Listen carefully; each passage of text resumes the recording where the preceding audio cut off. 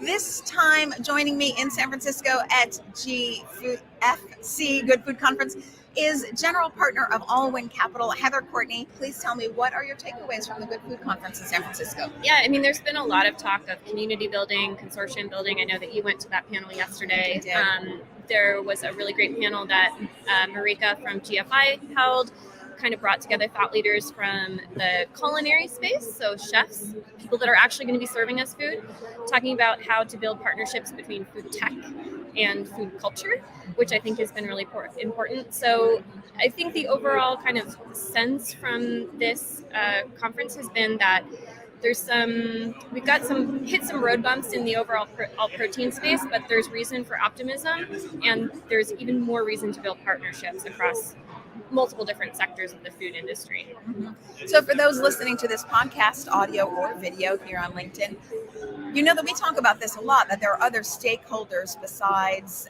the consumer packaged goods companies or the consumers. There's governments and there's even industry players like meat companies and other strategics that are all looking to shift the global food supply system, albeit they don't do it for the same reasons. They're all doing it at the same time because they're either interested in food insecurity like governments, or they're interested in cleaning up their bottom line or the sustainability footprints like strategics, or they're interested in better for the planet options for consumers, which would be consumer packaged goods companies.